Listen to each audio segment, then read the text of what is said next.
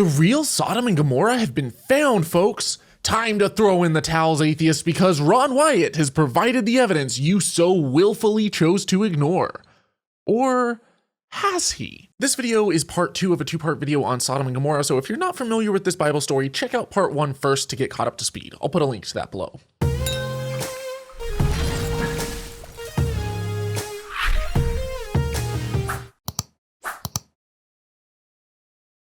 Biblical treasure hunter Ron Wyatt declared this spot by the Dead Sea to be the biblical city of Sodom, and he did so without even performing an archaeological dig. What a legend! I don't know how to put this, but I'm kind of a big deal. Why? Well, because these rock formations looked like a city to him. These swirling patterns reminded him of fire, and this crumbly dirt looked an awful lot like ash and contained balls of sulfur. But here's the problem. This isn't a city.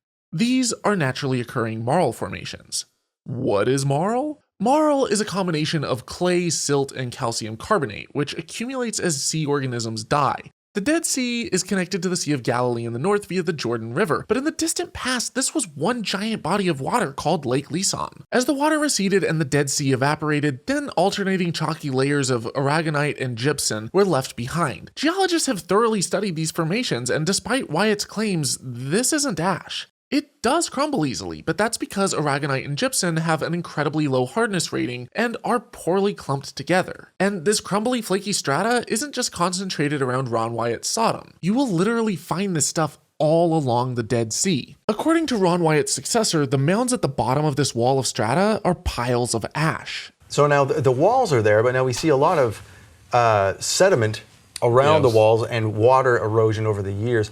What is all that sediment there? That's more of the ash that's just run down, the loose part of it that has worked its way down. In actuality, this is what geologists refer to as a slump, and it occurs when bits of talus, in this case flakes of sediment, crumble off due to erosion and fall to the base of the cliff, just like at this location in Isfjord, Svalbard, Norway. Ron thought that this was a city because these walls look man-made. Looking down the city streets, one can notice man-made shapes which are not found in nature. Here we see a building with square sides or 90-degree angles. But there are a lot of natural formations that look man-made even when they're not, like this basalt rock formation in Penghu, Taiwan. An archaeologist would set up a dig and look for actual signs of habitation, not just rely on pareidolia. Sure, it appears like there are streets winding through the city, and modern trails wind between these mounds, but take a look from a satellite and you'll quickly realize you're looking at dried up riverbeds. And in case this desert is too bright to see clearly on Google Maps, I tracked down the exact spot Ron selected to show in his video. He said these cities are by the Dead Sea and he's looking out from the top of Masada. One of the things that becomes apparent when one looks at this, say for example, from the top of Masada, is the wall system. Masada has a famous Roman era fort and lookout point right here, which would mean Ron is looking out this way. And blammo! I found the exact spot. If you still think that this looks like a city layout, then I sure hope you never get a job as an urban planner. In keeping with this trend, Ron declared these rather oddly spaced, relatively square indentations in the strata to be windows in the walls of Sodom. These are windows. You see a square windows going horizontally across here. Despite there being no rooms or openings behind the windows or walls, just a big fat plateau of ancient sediment deposits. Even if someone could argue that these are not walls, what in the world are square holes doing in the side of them? But are they actually holes? What about these swirling patterns in the walls? This is evidence of extreme heat, up to 6,000 degrees Fahrenheit, where thermal ionization occurs. This is quite possibly one of the most scientifically illiterate claims I have ever heard in my entire life. 6,000 degrees Fahrenheit, or 3,589 Celsius, is almost 2/3 the temperature of the surface of the sun. The Bible describes a sustained burn. At 6,000 Fahrenheit, you wouldn't get a neat swirling pattern in the walls because there wouldn't be a single wall left standing. At half that temperature, the entire city would melt into a puddle. And at 6,000 degrees Fahrenheit, all traces of the city would boil away. So what did cause these swirling patterns then?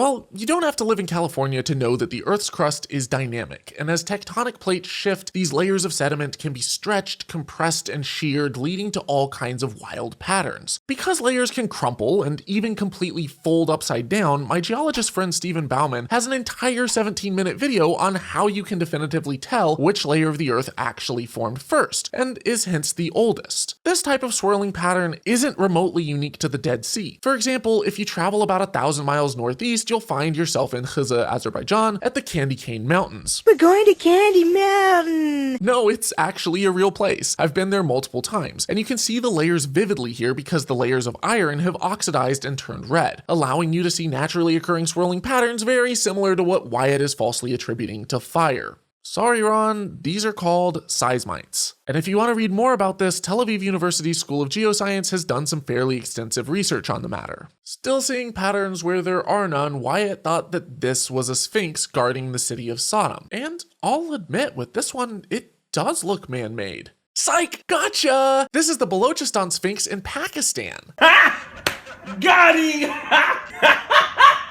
This is what Wyatt thought was a sphinx, and it doesn't look remotely like it from just about any other angle. Wyatt's video seems a little deceptively shot. Both of these sphinxes are entirely natural formations called hoodoos that form due to erosion. But how do we explain the ziggurats sitting right next to the sphinx? This temple that is built in the general shape of a zagorod. Kakarot? Zagorod. It's Kakarot, this time I'm sure. Zagorod.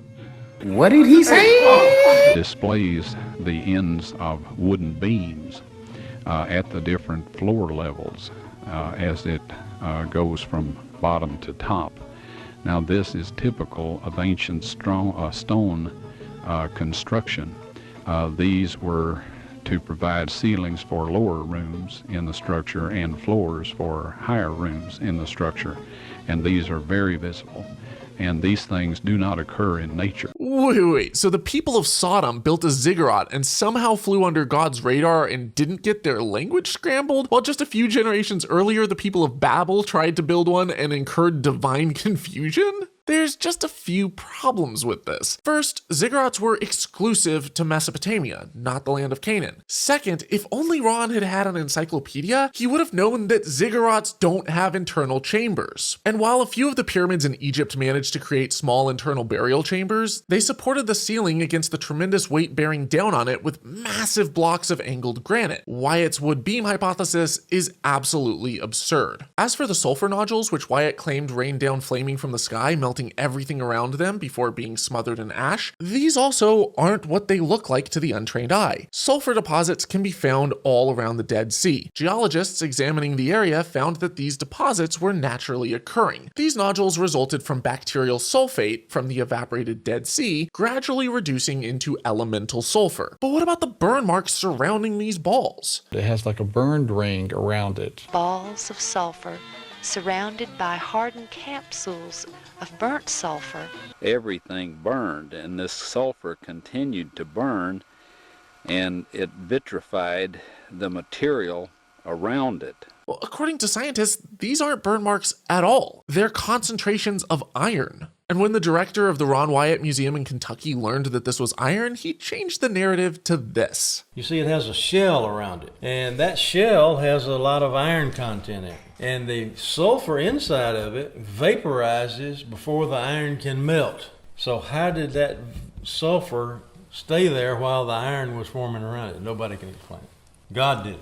Oh, you were so close. He literally just debunked himself. He realized that his hypothesis was balls of fire raining from the sky, which didn't match the evidence. And rather than going with the evidence, he dogmatically appealed to the miraculous God of the gaps. We don't know, therefore, God did it. What amateur treasure hunters like Wyatt are doing here isn't archaeology. Archaeology is a highly technical science similar to forensics. It involves surveying and setting up a dig site with a team of experts and meticulously recording the exact size, position, including depth, and orientation of every object you find. Archaeology requires a thorough understanding of things like sociology, art, cultural and historical context, and potentially even ancient languages. Most archaeologists specialize in a highly technical field like paleobotany, osteology, geographic information systems through satellite imagery, archaeozoology, etc. All major discoveries and claims should be peer-reviewed by other experts to check for careless mistakes and human error, and then published in an academic journal. This, on the other hand, is pseudoarchaeology, based on pareidolia and wishful thinking.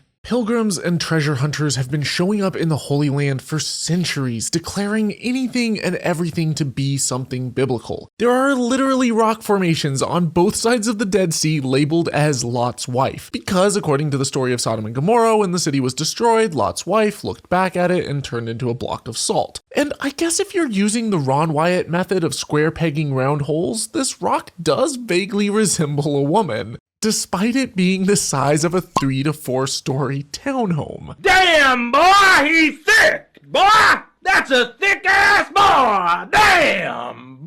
There's a term used to describe biblical archaeologists who enter a dig site with foregone conclusions based on a pre-existing bias. It's called excavating with the Bible in one hand and the trowel in the other. Rather than realizing their bias and attempting to be as objective as possible, some archaeologists embrace it and double down. Oh, hi! Didn't know you were there. I just had my Bible and my trowel together here. You know, we always excavate with the Bible in one hand and the trowel in the other. Some people accuse us of having a Bible in one hand and a trowel in the other, since we actually believe the Bible and we're archaeologists. So I thought this would just maybe drive those friends crazy, and the rest of you might really get a kick out of it. This is already poor methodology, but Ron Wyatt takes the cake because he took it a step further and just left the trowel at home. But didn't Ron Wyatt also find the Red Sea crossing, Noah's Ark, the Ark of the Covenant, the 10 Commandments, the Tower of Babel, and the location of Jesus' crucifixion? Didn't he bring experts in and perform proper scientific analysis on those sites? You can't just dismiss him that easily. You know what? You're right. The story of Ron Wyatt is so peculiar, it's so weird, so strange, so insane, that I think it's about time that we dedicate an entire video to the life and finds of Ron Wyatt. Make sure you're subscribed and hit the notification bell so that you don't miss. Massive thank you to my patrons for supporting this show, and for everyone who's made a PayPal donation. I'll put links to all the ways that you can support me below. Thanks, and as always, dare to be curious, but don't drink the Kool-Aid.